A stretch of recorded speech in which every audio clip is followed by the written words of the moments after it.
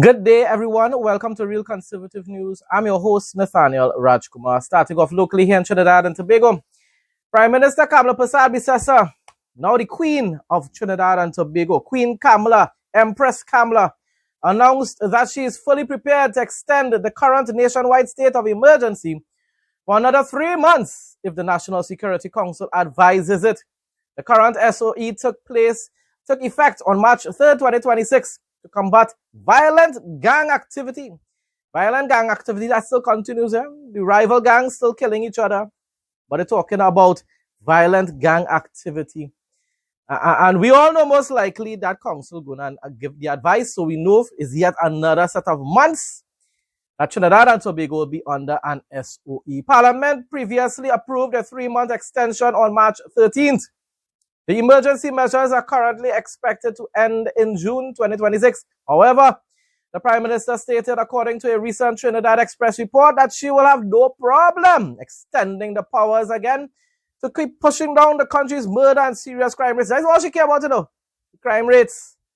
I don't even think that she really cares about the murders, the actual murders, She just wants to be able to tell the PNM, our numbers were lower than all your own. Just as a ranking thing. My response, it's very clear that the UNC intends to continue using an SOE in order to infringe upon the rights of citizens to protest without significant restrictions. Don't tell me about it, it's about crime. Because at the end of the day, crime is a long-term issue. Does Prime Minister Queen Kamala intend to use an SOE to combat crime for the next 4 years? You are going to suspend the rights of citizens to be able to protest freely for the next 4 years, and then you want to say it's all about crime? You're going to continue to infringe upon the rights of citizens to privacy in their homes. A police officer not supposed to be able to enter your home without a warrant. That is what you are allowing under an SOE, and you think that makes it right? Listen, people, and I've been saying that since under the mighty Morphin Ghanaian Coal Pot Bicycle PNM. An SOE is only supposed to be used under very, very significant conditions or situations, and that is you use a state of emergency if there's an insurrection. If there's an attempted coup, like in 1990, you have a state of emergency. If there's a natural disaster, you have a state of emergency. You do not use a state of emergency to combat something a long-term, ongoing, like crime. It is totally, it is beyond logic, and it's wrong, and it should be unconstitutional what is taking place. And you know what else it also says? The Prime Minister is admitting that the TTPS is incapable of performing their duties without abusing their power and authority. That's all she's admitting. She's admitting that the TTPS is incapable of conducting proper and effective investigations without using the SOE in order to lock up people without evidence and without being able to invade people's homes without a warrant for an arrest. That is what she's admitting. She's admitting to the entire world that our TTPS is a failure, a failed law enforcement agency. That is what our precious, wonderful Queen Kamala is admitting to the entire world. It's time to ask the international human rights organizations and the USA to intervene on our behalf. And again, I'm going to call out Munilal. I haven't heard from you thus far, and I'm hoping that you are not supporting your leaders' despicable decisions. Come out. There must be a way to remove her constitutionally from as leader of the party, and then call for a vote of no confidence in the Prime Minister of Trinidad and Tobago to remove her from office. As long as there's no leader of the political party and there's no Prime Minister, the President will have all rights to be able to choose a member of the majority party to rule the country. Maybe you, Munilal, could end up the next Prime Minister of Trinidad and Tobago. I voted for UNC, for the UNC my entire adult life, due to their policies and performance in the past. But I will no longer support this government because they are now abusing their authority just like Rowley and PNM did for 9.5 years. They are total hypocrites. And their activists are complete hypocrites because everything that they're supporting now, they opposed while PNM was in office. I am pleading with the elders of the UNC to remove Kamala from her position as political leader and also Prime Minister. It is lawful, it's legitimate, and it will save the party, the UNC party, and our country. Under the Emergency Powers Regulation for the active state of emergency, public protests and demonstrations are strictly banned within 500 meters of 15 specific government and security locations. So they don't even want it anywhere close to the places. The places where same UNC hypocrites used for 9.5 years boldly and cried the dictatorship and police state when they weren't allowed to do so. When the police chased them, they ball dictatorship and police state, and rightfully so, but now they're encouraging the police to do the same thing. Hypocrites like David Welch. According to Trinidad and Tobago Police Service, these prohibited zones include major national centers like the Parliament, the Office of the President, the Office of the Prime Minister, the Diplomatic Center, the Office of the Attorney General, and the Ministry of Finance. Protests are also completely prohibited in their critical security hubs, which include the Ministry of National Security, the Office of the Director of Public Prosecutions. I remember when UNC activists went by the DPP. All of a sudden, that's not allowed anymore. And the headquarters for the police, prison, and defense forces. Furthermore, the ban covers transit hubs such as Piaco International Airport, A&R Robinson International Airport as well. My response: do you remember when UNC activists used to gather by the Red House and other government buildings to protest against Rowley's autocratic form of governance, as well as the DPP? Yes, and the police run them, of course, but they did it. Now they're saying, oh, follow the rule of law. David Welch is all of a sudden the most patriotic man. And I tell you, he has the spirit of the PNM in him. That's what he has. As a matter of fact, all them UNC people right now have the spirit of the PNM in them. Kamala and her team aren't even ashamed to declare to the entire population that they are hypocrites and deceivers. You UNC patriots cried dictatorship under Rowley, and rightfully so. But now you're behaving like an even greater tyrant than the former emperor of TNT, Emperor Thanos Rowley. Now we have Empress Thanos Kamala. Is this woman deliberately sabotaging her party's chances of winning the 2030 general elections? That is what I would like to do. It seems as though she's sabotaging her own party. It seems as though she's on a mission of vengeance. It seems as though she's taking revenge for people not going out in the numbers to vote for her in 2015 and 2020. Something is terribly wrong with that woman, and she needs to be removed legally and constitutionally, but she needs to be removed from office. Weather report for Trinidad and Tobago on Friday, May 29, 2026. The weather will be mostly sunny, hazy and breezy with a high temperature of 31 degrees Celsius and a low of 26 degrees Celsius. The Trinidad and Tobago Meteorological Service warns that high levels of Saharan dust are in the air. Sensitive people should take extra care. Winds will blow from the east at 10 to 40 kilometers per hour. The heat index means it will feel as hot as 35 degrees Celsius during the day. Expect a few isolated light showers, mostly during the late morning and afternoon. Sea conditions will be moderate in open waters with waves from 2.0 to 2.5 meters. Waves will be up to 1.5 meters in sheltered areas. Regional news now. The roads we are building connect not just communities, but destinies. Destiny. Anyhow. Framing Guyana's oil wealth as a collective patrimony that must be converted into tangible improvements in people's lives, President Dr. Irfan Ali reaffirmed the government's commitment to ensuring the country's rapid economic transformation, delivering lasting benefits to all Guyanese. Now, that is a man who continues to perform well as a leader of a country. So, the oil beneath our waters is not the property of a government, he said. It is the property of our people. It belongs to every Guyanese who came before us and to every Guyanese yet to be born. It is ours, all of ours, and we will guard it together. We hold it in trust, we spend it with purpose, we save it with discipline. We must build a national development platform rooted in unity, democracy, the rule of law, and respect for each other, something that UNC no longer has for people. Has no respect for anyone that opposes them. Has no respect for the younger generation for standing up for the right thing. The president said during his address on the eve of Guyana's 60th independence anniversary. Dr. Ali pointed to large-scale investments in housing, bridges, roads, schools, and hospitals among the efforts being made to turn oil revenues into broad-based development using the people's money and the people's resources for their benefits. Dion Jennings, the head of Jamaica's Ministry of Labor and Social Security, said that $770 million from the Solidarity Program was sent back to pay down government debt. That doesn't sound good, though. Instead of going to the people, it ended up going to pay off the debt that the government owes.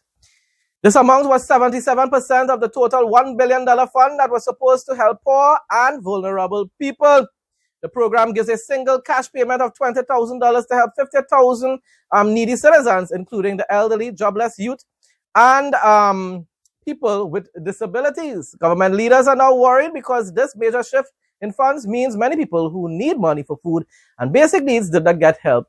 So what really went on there? I don't understand, because it's a minister, the head of Jamaica's Ministry of Labor. So what really going on there? The government betrayed itself, kind of way. It wasn't an error. Andrew Holness usually governs quite well, and I hope he remains the Prime Minister of Jamaica. He is basically like a conservative and supports capitalism and stuff like that. But this sounds quite concerning, Quite concerning. In collaboration with the Ministry of Education's TVET unit, Sandals St. Vincent and the Grenadines yesterday officially launched its first Sandals Students Hospitality Etiquette and Service Excellence program. The program was designed to create pathways for students interested in pursuing careers in the hospitality industry while providing opportunities for them to develop and excel from an early age. President of the SVG Hotel and Tourism Association, Isola Gildings, highlighted the wide range of opportunities available within the hospitality and tourism sector. Giddings noted that not everyone would enter traditional professions such as medicine or law, adding that the hospitality industry offers a diverse range of career paths for students to pursue successfully. She also encouraged students to follow their passion and strive for excellence. So I must say this morning, coming here for the inaugural partnership between Sandals and the St. Joseph Convent, Kingston, I must say thank you.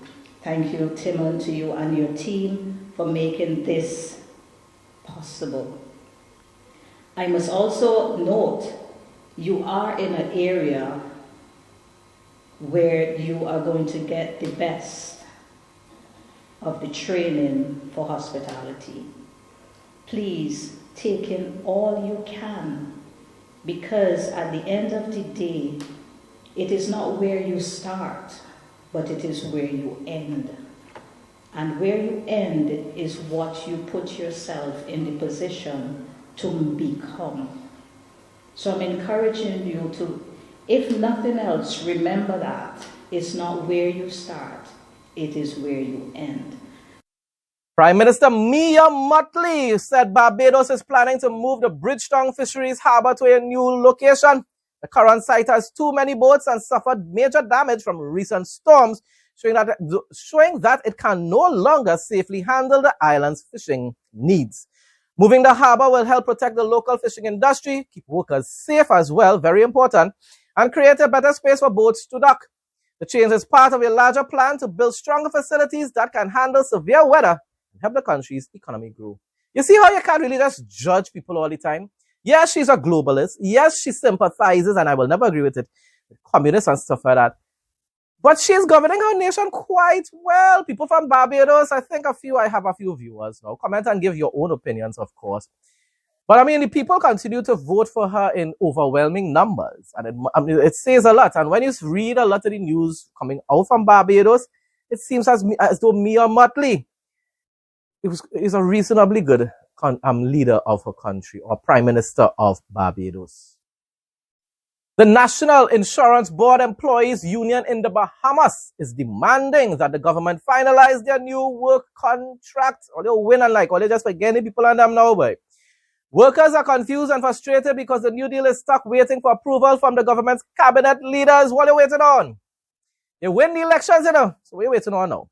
The union stated that their previous agreement ran out more than 2 years ago, leaving staff without an updated contract. By signing the deal quickly, the government can keep these important workers happy and make sure public services run smoothly without any delays or strikes. Or I guess they're just looking to have fun and enjoy some protests, like here in Trinidad. What are you going to do? Yeah, declare an SOE in Bahamas too? Early this year, employees were advised by ministry officials that this process was expected to be concluded by February. However, after months of delays and shifted timelines, the agreement remains unsigned. The union wishes to note the majority of the matters outlined in the industrial agreement have already been agreed upon. We are now awaiting the presentation of the financial package and new salary scales prepared by the Ministry of Finance. The completion of this industrial agreement represents stability, welfare, and reassurance for the dedicated employees we represent. Our members deserve clarity, fairness, and protection. International news now. A dog in trouble was rescued from a pond at a Colorado golf course after becoming trapped with no way out. Westminster Animal Management responded to the scene after the dog, Luna, was spotted stuck in the pond. The officer carefully pulled the dog to safety before Luna was evaluated and reunited with her family. It shows that it really does have people with good hearts outside here, even in these end times. People that still even care about all of God's creation. You're okay, son. Yeah, Okay, he's right here. We got him on the edge, right in front of the green. You want to snap? Right off the tee on 8. I see. Okay. Never mind. All right. Good. Hey. Good job. Okay, sweetie. Stretch your legs a second. Get your bearings. Negotiators from the United States and Iran have reached a preliminary agreement for a 60-day ceasefire. But the deal is still waiting for a final approval from President Donald Trump. According to reports, this temporary truce is a major diplomatic step that aims to stop current fighting, reopen the crucial Strait of Hormuz for trade ships, and lift the U.S. naval blockades. How much time you go hear that same story over and over again? It's the same thing again, as we have a long-time Calypso song in Trinidad. If President Trump and top leaders sign off on the deal, both countries will use the 60 days to start deeper talks about Iran's nuclear program in hopes of finding a long-term peace agreement. Trump has the spirit of the Antichrist in him. I don't know if he's the actual man of sin, but he definitely has the spirit of Antichrist in him, because it's only the spirit of the Antichrist will be telling you that you could be able to bring peace in the Middle East. I'm telling you. Trump, you cannot make deals with terrorists. You will never be successful. They will lie to you. They will deceive you. But you will never bring peace into the Middle East. One man, one person, one God will be able to do it. When Jesus Christ returns, then there will be peace in the world. Not just the Middle East, but the entire world. Bible quote of the day. Romans 12:1-3. I beseech you therefore, brethren, by the mercies of God, that you present your bodies a living sacrifice, holy, acceptable to God, which is your reasonable service. And do not be conformed to this world, but be transformed by the renewing of your mind, that you may prove what is that good and acceptable and perfect will of God. For I say, through the grace given to me, to everyone who is among you, not to think of himself more highly than he ought to think, but to think soberly, as God has dealt to each one a measure of faith. Folks, that brings us to the end of today's news report. Thanks again to everyone who continues to support my content. Please like, comment, share, and subscribe. Stay blessed and stay safe most of all. In Jesus' name.